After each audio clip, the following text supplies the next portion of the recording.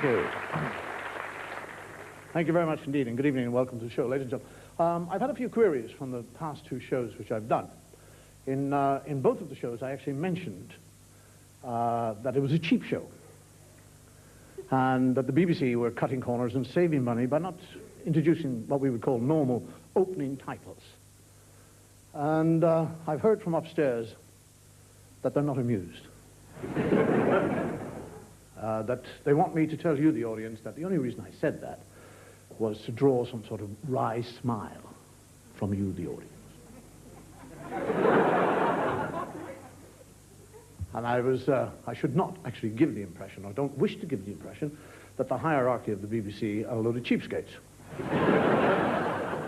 Where would they get that opinion? I've also been asked why, in the last two shows, I haven't sat on the stool, which is my normal television posture. The reason being is that the people upstairs, have asked me not to. Because when the series is finished, they want to sell it, and they want to get as much money back as they can. When I was a child, as part of my upbringing, my parents always tried to impress upon me the goodness of being open, honest, and truthful. A lie was a deceitful thing, and therefore betrayed what we would call the family code. It was always better to tell the truth, even if sometimes you were physically punished for telling the truth, rather than tell a lie and sometime later be caught out and carry the stigma of a liar. You lie! You are a liar! You're a despicable little child, and nobody will have anything to do with you anymore! You are a liar! You are a liar! You are a liar! Shut up, you liar! Nobody will ever talk to you. You'll die by yourself saying, I'm a liar, I'm a liar. As a Catholic child, I was brought up believing I had a guardian angel, this big spook with wings hovering around me all the time. And my mother would say to me, did you do something? And I said, no, I didn't. You liar! Well, I didn't lie. Yes, you did. The curtains moved. That's what the curtains got it. She said, that's the guardian angel going out the window. He's so disappointed in you. You told a lie, he's pissed off. And the other thing, the black spot. Did you come across that? Oh, you also the hong on your. You speak English, don't you? Liars. The black spot. My mother would say to me, do you wash your hands? And I say, yes. She said, show me your tongue.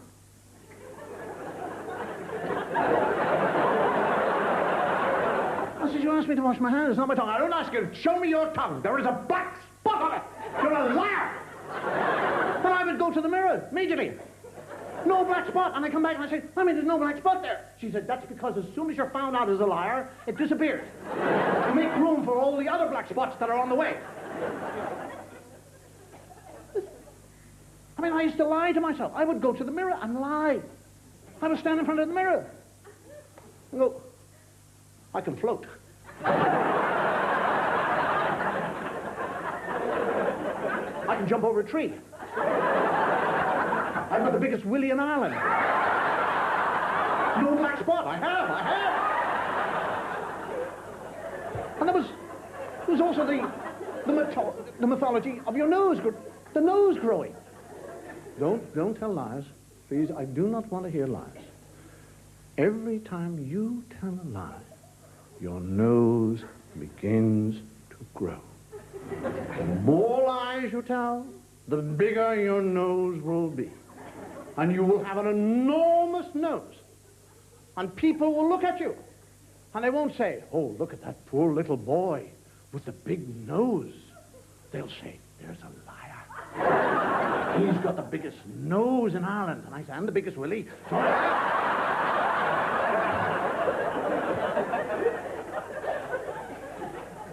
isn't it extraordinary? All this mythology is always directed at children, never adults. Have you noticed that? I mean, all this, the nose growing. I mean, I believed that when I was a child. I actually did believe that. I actually thought every time I saw anybody with a big nose in Ireland, he was a liar. I'd be sitting in the bus with my mother, and I said, Mummy, there's a liar over there. Shut up. She's got a big nose. My mummy says you're a liar. Shut up. But it never applies. Those lies never apply. I know those mythology never applies to parents. I mean, I'm in danger of having a tongue like a Dalmatian. Or having to get a wheelbarrow to carry my nose around. Parents, they don't come into that. They just, to them, a lie is a white lie. They just say, well, it was a white lie. Daddy, and you told a lie. It was a white lie. There are sometimes lies, and there's white lies. And not only do they tell lies, they lie up to they get me to tell. I remember telling lies on their behalf. They get me to tell bloody lies. I'd be standing in a house, and my father would go, oh my Christ, there's that man at the door. Duck down, hide. And they go, doop, doop, doop, doop, on the door. He'd say, go to the door, answer the door, and tell him I'm not here. No, but Daddy, that's a lie. I didn't ask you that. Shut up, just go to the door and answer. Well, I'm going to be black spot, my nose will grow. I know it will grow. Shut up and go and answer the door. But Jesus will die. Jesus will cry for me, and I'll be cast into hell and burn. Shut up, you little bastard.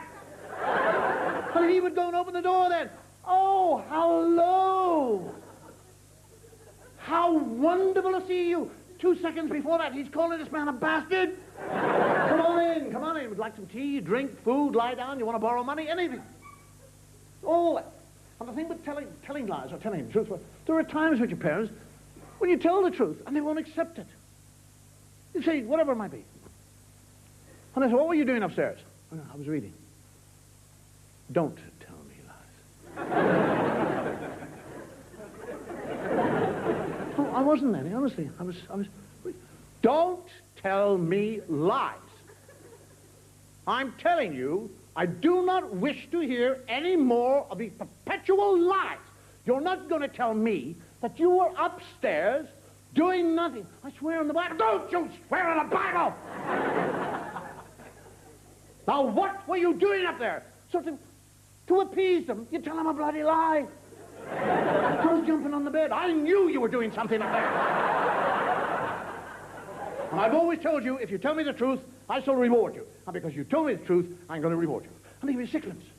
I said, but I also told you because you tell lies, you're going to be punished. And you did tell me lies, so give me that sixpence back.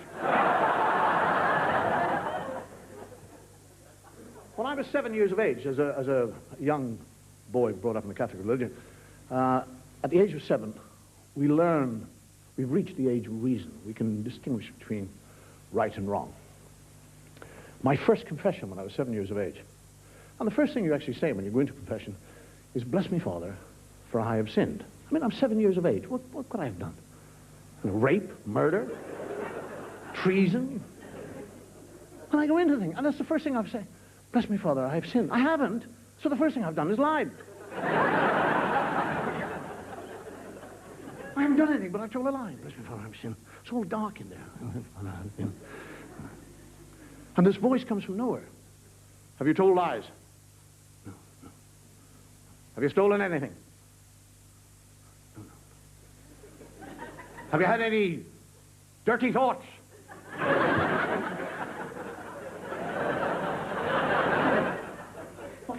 What's a dirty thought? It's an unclean, impure thought put there by the devil to make you sin. What sort of thoughts are they? Well, what are you, a little boy? Yes. Well, there'll generally be thoughts about little girls. And those thoughts with little girls will lead you to carnal knowledge. What's carnal knowledge? Carnal knowledge is an unsanctified act of sex. 7, for Christ's sake. I haven't done anything. Well, get out and stop wasting my time. And I go out and all the other kids say, what did you get? And I said, I got some bloody ideas, or some good ideas. Because the whole thing, too, was your reputation was enhanced.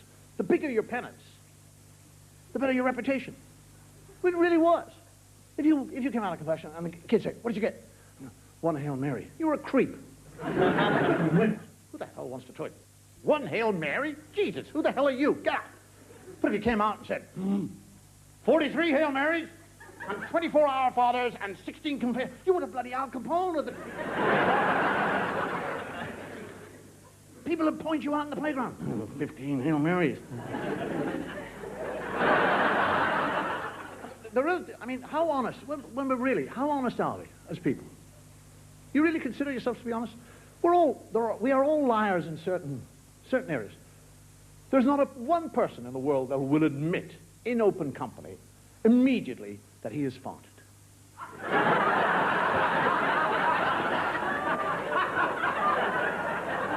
I mean, everybody denies it. There's a kind of silence prevails.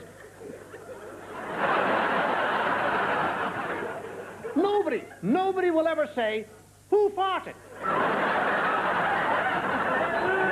It's only a question, but nobody will ever say it. It's all...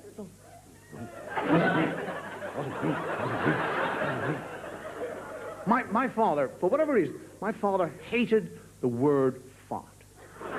He just had this whole kind of block. He used to go, fart. Now, the first time I really heard a fart, a real fart, was... There was a farm near us, and there was an old fellow called Danny Dwyer, who was a milkman there. And he used to milk the cows by hand, and I used to go and help him. I was a baby, a little kid. I loved that. And one of the cows goes, boom. And I said to Danny, Danny, what was that? He said, the cow farted. I said, what's the fart? He said, well, it's just a fart, just gas coming out of the cow. Boom, wah, out it goes. It's just another noise, like a dog barks or a cow moves. It's just another part of work. And I went back home to my father. I said, Daddy,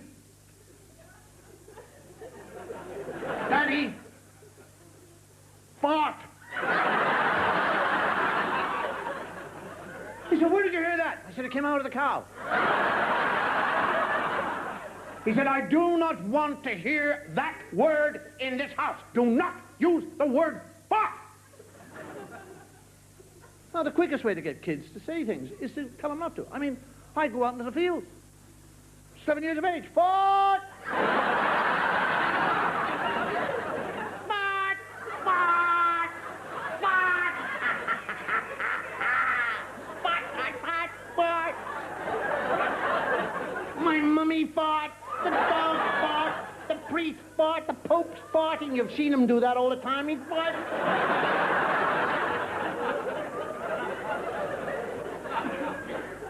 My mother would never say the word fart. She used to say, whose bottom squeaked? I mean, can you believe that? A grown-up woman whose bottom squeaked? My father used to say, who whispered? Which was fine until my grandmother said to me one day, come and whisper in Granny's ear.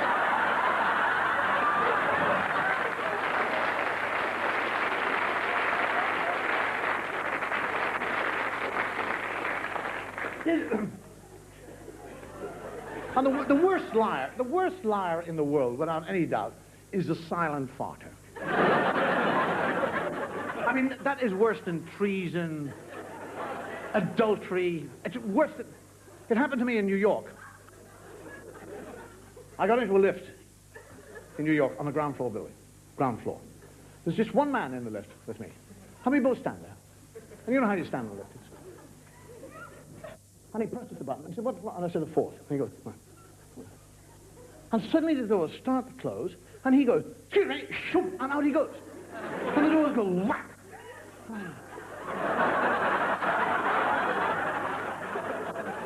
And I'm in it by myself in a sealed box. And we go up one floor, the doors open, and 3 people get in. And they look at me, and I didn't say, I didn't fart. I was just so totally dishonest about it. I should have said, wasn't me, it was some bastard downstairs he sneaked. On average, the average human being farts 14 times a day.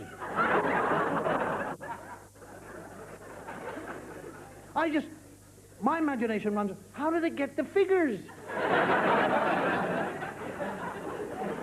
And women always say, I never fart. So if you're in a house with a field of women, if there's 10 or 11 women, you're going through about 180 a day. Truth. what sort of a world would it be, actually, if we were totally honest? If you were in a restaurant and the head waiter came up and said, well, monsieur, did you enjoy the food? And if you said, soup was like piss.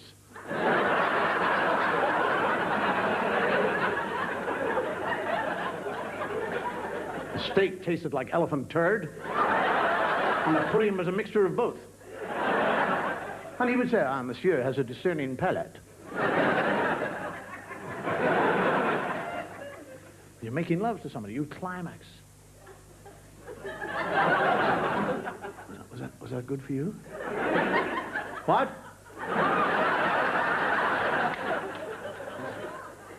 Was it good for you? Was what good for me? I just made love to you. I just had an orgasm. Did you? I wondered why I dropped the stitch.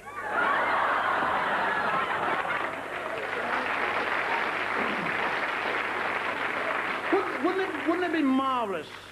Wouldn't it be marvelous for the Chancellor of the Exchequer to come on television and say things like, when we came to power, we inherited an extremely weak economy. But after 10 years, I can say without any doubt, pure honesty, we are really up shit creek. What about advertisers? Wouldn't it be lovely if advertisers were honest? As far as I can tell, the only commodity that I have ever seen on the market that's totally honest are odor eaters. I mean, there's no soft cushioning there. They're actually telling you odor eaters. For your feet. Your feet stink to such an extent that the only way you can get rid of this smell is to have it biologically eaten. Now, Jesus, that's fairly honest, isn't it? When you see people walk into the chemist shop and say,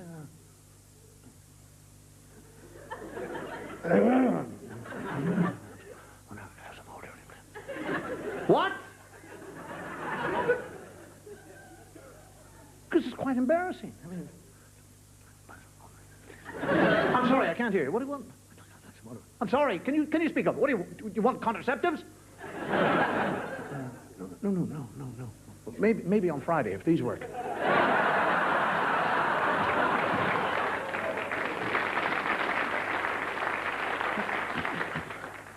I'd like some odor eaters. Odor eaters? Oh, you'd like some odor eaters?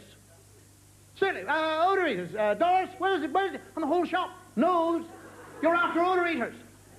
Oh, you got stinking feet. When you go home and you put these things in your shoes and they're down there, can you see them? Can you see them in your shoes? Sitting there, hour after hour, eating the smell. Lovely stinky feet. In between the toes. Do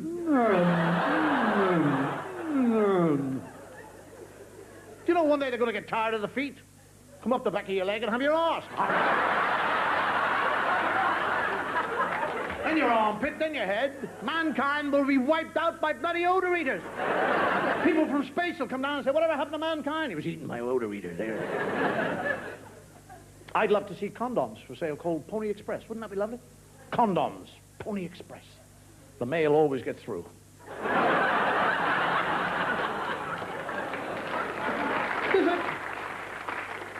It's not so much lies, it's a kind of fear of words. I mean, I will go in, for example, I will go into a pharmacy or a chemist shop. If there's something wrong with my wrist, for example, I sprain my wrist, I can buy a wrist support. Right? I can buy an elbow support, neck support, back support, leg support, thigh support, foot support, ankle support. I get to this area of the body, and it becomes an athletic support. Now, why is this area of the body more athletic than the rest of you? I'm just entering my athletic part of the body for the discus.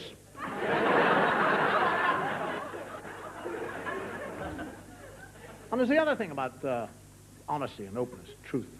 is a compliment. I mean, is a compliment? Is that a lie? Is that when you compliment people, when you don't really mean it, but it's part of the behavior patterns, part of the kind of social etiquette, when you compliment people? And we do. I mean, our egos benefit from, if you walk up to somebody, or somebody walks up to you and says things like, "You've got lovely, wonderful complexion. You really have." How do you feel?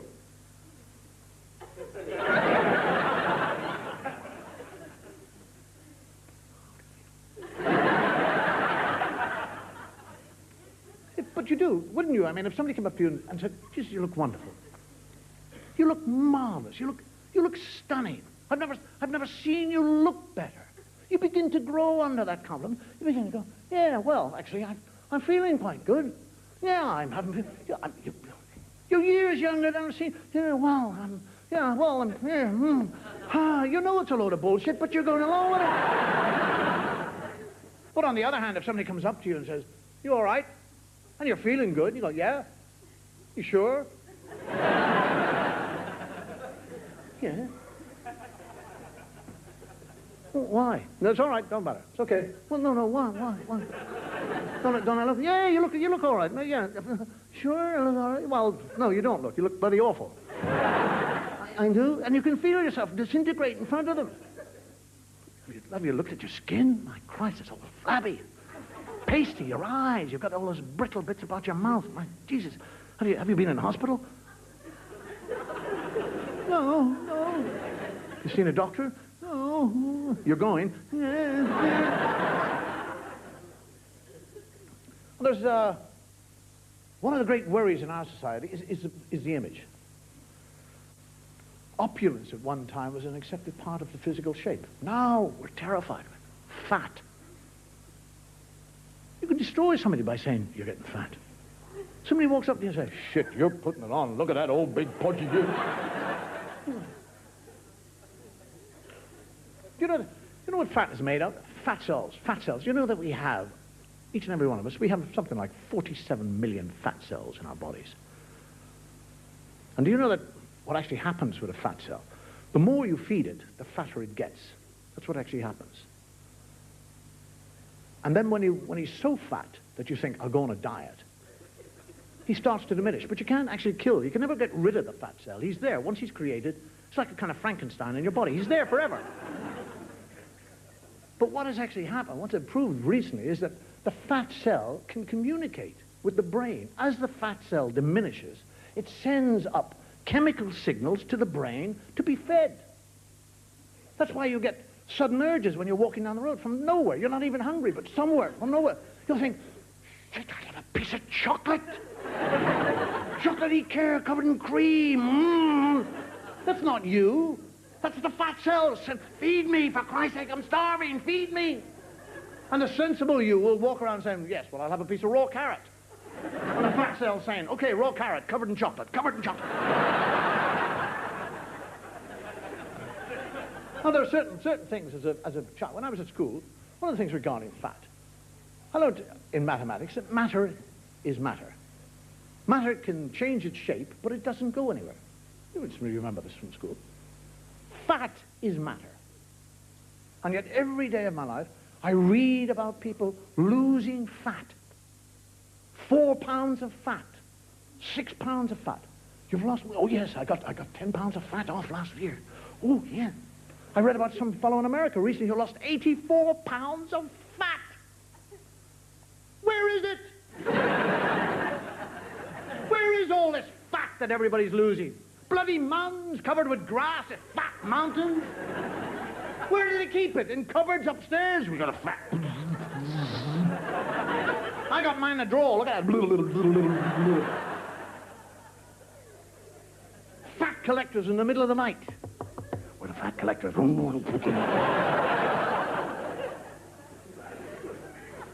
Calorie intake. I'm told that if I have three glasses of red wine, my calorie intake is such that I should play a game of golf.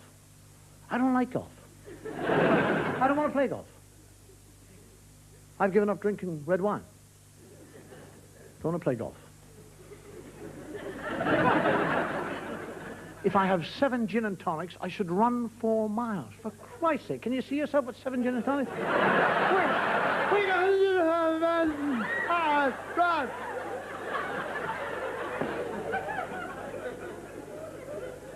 And the other thing that they've worked out, that during the act of love, the average human being burns off calories. All depending on the fervor of your lovemaking, you burn off calories. You can burn off 120 to 500 calories in the act of love. 500 calories is equivalent to a 7-mile run. And people are so stupid, they jog.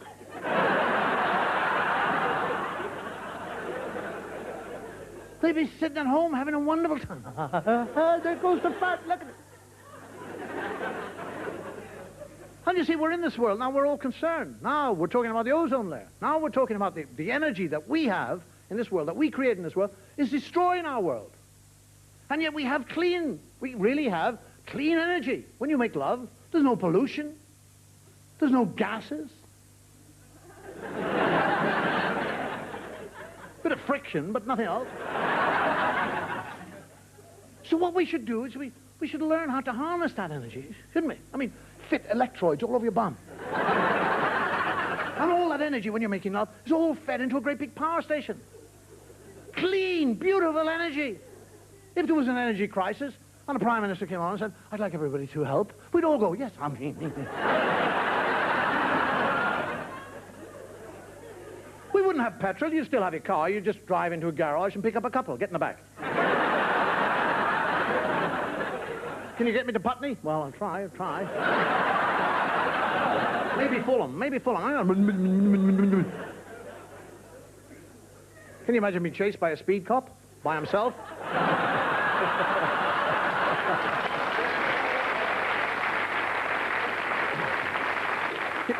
Can you see yourself in those jumbo jets on the end of the runway? Welcome aboard, ladies and gentlemen. If you want to get to America, it's up to you. Slowly going down the runway. Oh, come on, back crazy. Up we go. Wow. Be wonderful, wouldn't it? You look forward to flying, wouldn't you? You wouldn't care if you crashed. Just help at the last moment. Oh, thank you.